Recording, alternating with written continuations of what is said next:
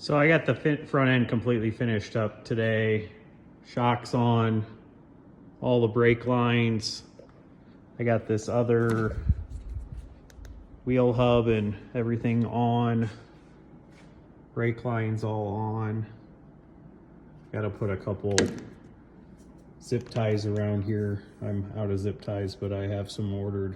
And then I also cleaned a whole bunch of stuff. So I'm getting on the transmission next. So I cleaned the bell housing, removed all the paint. I'm glad I did. I found a crack over here that I'm gonna weld up. Got the adapter housing clean. Got the dust shield clean. Got the 2 bearing retainers. I'll go over that too. And then I also, that's about it. Got a bunch of stuff cleaned today.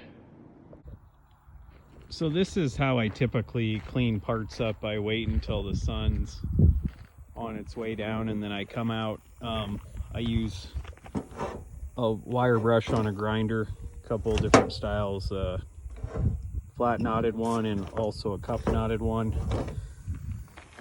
And then I have a 1-inch one on this long grinder too. And this little tiny 1/4-inch arbor knotted one. And it allows me to get in pretty much all the nooks and crannies. So I got the skid plate all cleaned up, or the cross member all cleaned up on the flat fender. And I'm gonna take it inside and straighten this little wave out here. I think there's a little one on this side, kind of smooth this stuff out a little bit. Then I'm gonna bring it out and shoot this real quick.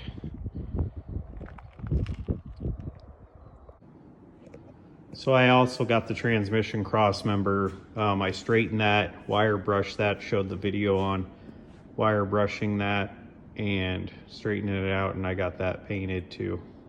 It's drying outside. So I've started on the transmission.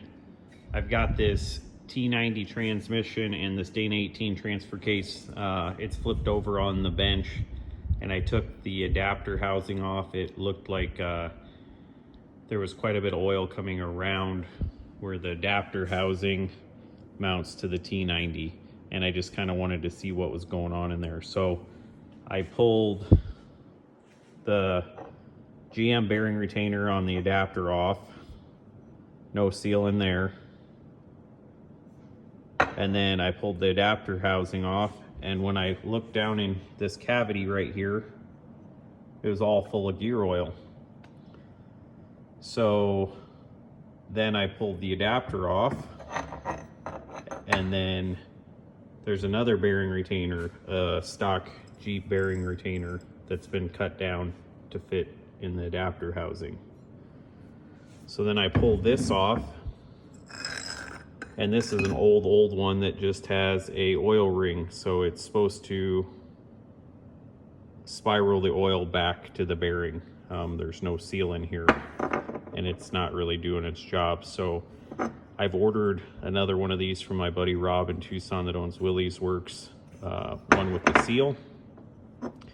So I'm going to kind of lightly bolt this adapter up to the transmission, measure how tall this needs to be, and then cut the one he sent me down that has a seal in it. And hopefully that will help the collection of oil in this cavity. I hate oil leaks, so I'm gonna get that taken care of. Then I'm also running out of time on this, so this transfer case always had a growl, so you'd be cruising along on the throttle, consistent or hard, and then let off and it'd go roar, like a roar, roar, roar, roar sound, like a growling. And this is typically the bearings on the main shaft or the idler shaft. The bearings are chattering on this shaft, or the shaft has premature wear or something funny is going on with that. So I pulled this out just to see if I was going to need parts, and noticed something quite odd. I haven't seen it before in my 25 years of working on Jeeps. So there is a crack. This is a crack right here by my thumb, all the way down the pin. and whoever previously installed it hit this tang here and broke it, which, I mean, it affects it because it's not all there, but it didn't affect the performance. But you can see there on the edge, that crack goes in probably an 1/8 inch. And I took a dial indicator and a micrometer and measured this pin, and right here where this crack is, it's a little pear-shaped. So it instead of being round, it pookers up here where this crack is.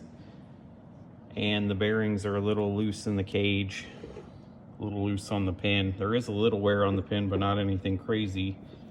But hopefully the combination of these things was making that chattering, growling sound, and I'll get that taken care of. So I've got bearings ordered from Rob in Tucson. I got a pin ordered from Rob in Tucson. I think he gets those made by Herm, the overdrive guy. This is an 1.1/8" pin. So they made these transfer cases in a late and an early one. The early ones were 1.1/8" pin. The later ones were 1.25". Of course, the 1.25" would be more desirable, but I'm kind of stuck with what I have here. So I ordered a new pin, got new bearings coming, that bearing retainer. I'm gonna kind of wipe this tranny down a little bit, clean this face up because it's gonna get resealed. And then I'm gonna replace a few seals while I'm waiting for that pin and the retainer to come in. So I'm gonna replace the shifter shaft seals here, this yoke seal. I did have to pull this rear yoke off in order to get this pin out. You have to take the rear yoke and the emergency brake drum off, and then the 4 bolts out for the emergency brake housing, and then the pin can come out. I'm sorry I didn't have time to show that. I'm just kind of under a time crunch and I needed to get parts ordered, but pin, kind of an odd catch. Myself, I had a flat fender with a small block Chevy in it, and I used to break even the 1.25" pins in the middle somewhere, and it would also result in the case breaking.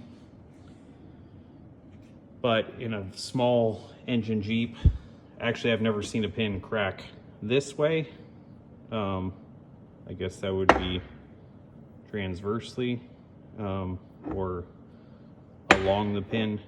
Never seen one crack that direction ever. So kind of odd. I'm the king of getting weird, odd things, so just put that in another thing I have to check when I inspect stuff. So I'm gonna get this cleaned up. It's not gonna look night and day different when I get it cleaned, but it will look cleaner. There's kind of like an oily glaze on here. I'm gonna get some of that off and get it cleaned up, replace the seals, and hopefully my retainer shows up in the pin today. I can get this thing back together and in the morning. I'm also gonna come over here. I have a high hood over here I've had for years, and it has a full float 44 in it, Dana 44 rear axle. I'm gonna pull that out either today or tomorrow, wire brush the exterior, and probably put it in the back of the 3A for this trip. I just trust this rear end a lot more. It's 19 spline full float with 11-inch brakes, and it has Detroit and 538 gears. So it's pretty bulletproof. I'm gonna try to get this in for the trip too. So stay tuned. I'll do a couple more videos today and show you kind of my progress. So the bell housing for the little flat fender, it's just a Chevy bell housing. I checked the casting number. I think it's off like an 80 Camaro or something. And it had like a red paint on it. And I wasn't anti-red paint. It just was kind of coming off in some spots. So I'm like, well, I'm gonna take it all off and put some Alumablast or something on there, make it look like natural aluminum. And I noticed there was some cracks even with the paint on, but got the paint off and I noticed this big crack right here kind of runs up. And I did a fairly good job of degreasing it. So I'm gonna get this tigged up and get this thing back in. I'll TIG it up, shoot the outside with the Lumablast, and it'll be ready to go. So I made pretty good progress on the Dana 18 transfer case in T90. I've got them all wiped down. I've got the front all prepped and ready to go for the bearing retainer when I get it. And I got the Brinelling or material transfer off this input shaft. I've went ahead and removed the seals from the shifter shaft. These little ones, you kind of gotta carefully pound a screwdriver in there without catching the bore or the shaft and pop them out. These ones I use a pick tool. I'll kind of walk over and show you that in a second. Cleaned up the mounting surface for where the pan gasket goes, wiped all this stuff down. I pulled out some of these bolts and hit them with silicone again and cleaned the threads out and ran them back in. So I'm eliminating as many leaks as possible. I still have to reshim this rear output, check it, reshim it, and do the seal back here. So I'm gonna do that here shortly. And I was gonna go over a little bit on seals. So there's definitely a quality difference in some seals you get. These are cheap seals here, and these are more expensive. These come in Crown and Onyx overhaul kits. You know, it might be in a lot of different brands out there. And then these are more expensive seals.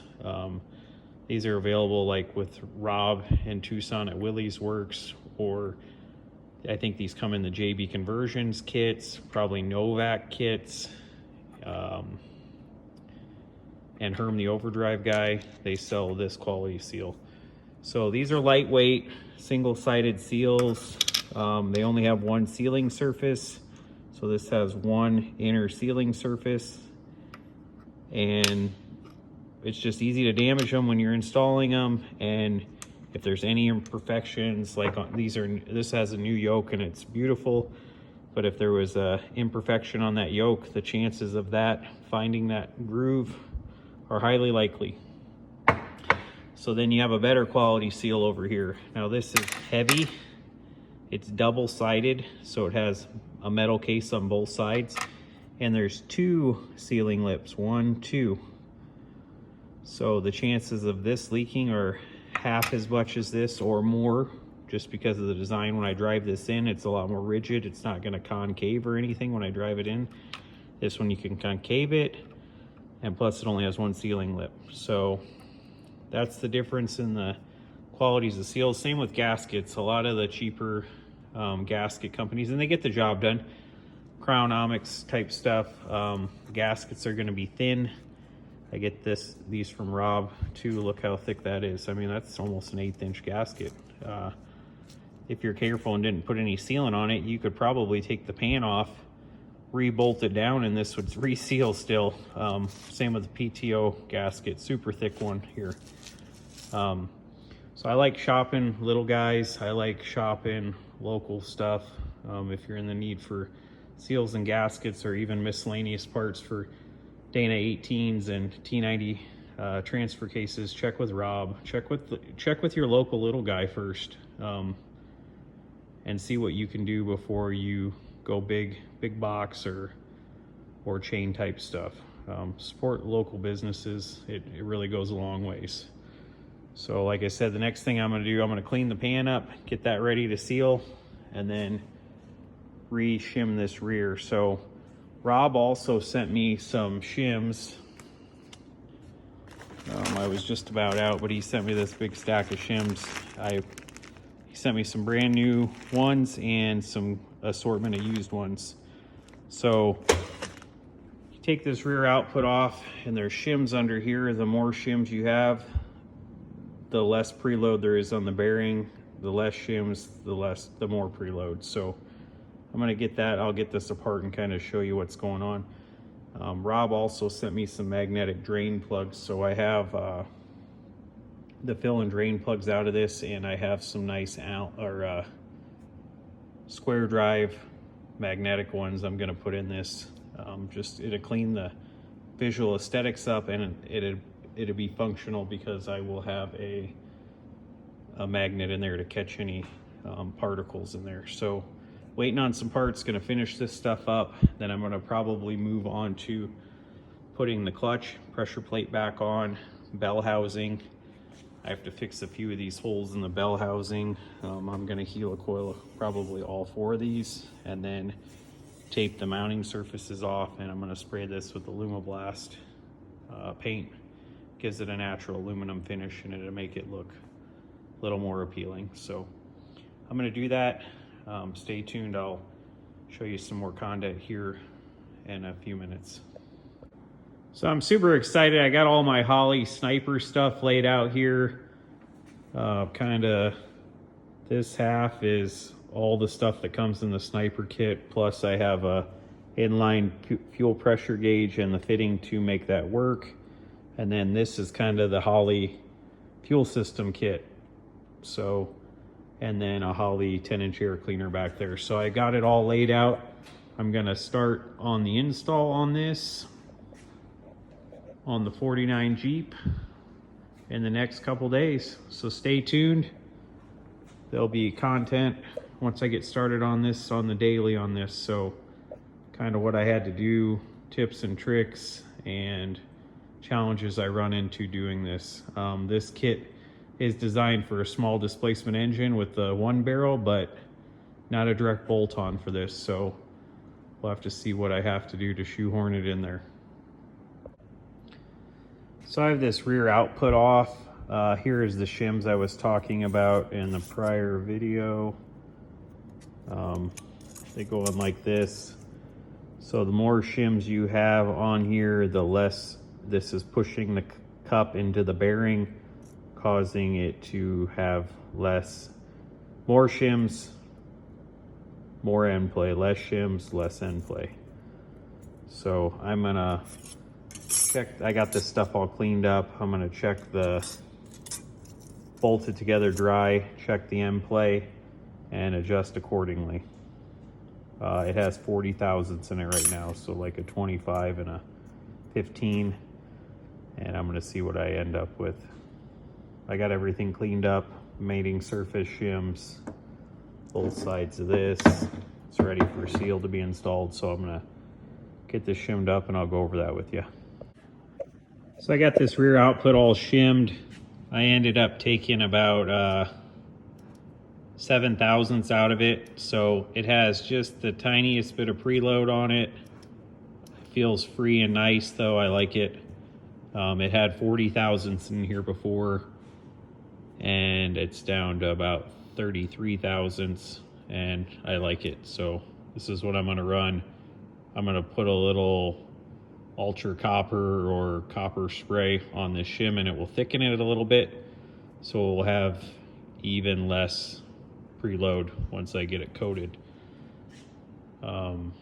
If you're doing these, make sure you keep the speedo drive, the drive gear, not the driven one, in. I always take the driven one out because they're expensive and hard to find and I don't want to break it, but you need the drive gear in there to work as a spacer, so this, when you tighten the yoke, the nut pushes against the drive gear and then against the bearing, and that gives you the preload. So if you don't have the speedo gear in there, it will mess it up. And I always go ahead and put 4 bolts in here, tighten them down equally so it'd be just like it was going on the car, and it should be ready to go. So tomorrow I'm going to put the seal in, put the e-brake drum back on. I'm going to wipe that down a little bit. It has a little oily residue, so I'm going to wipe that down a little bit, get that bolted on, get the pin back in, the main gear will be in, idler pin, put that all in and silicone the cover on, and then it should have the rest of the parts to do the bearing retainers and stuff and get that all in tomorrow.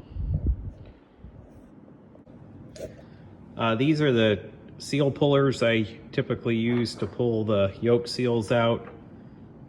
Just 2 different sizes. This one you could probably shoehorn in there and get the shifter shaft seals out with, but I normally just use a screwdriver, get a dent on it and pop it out.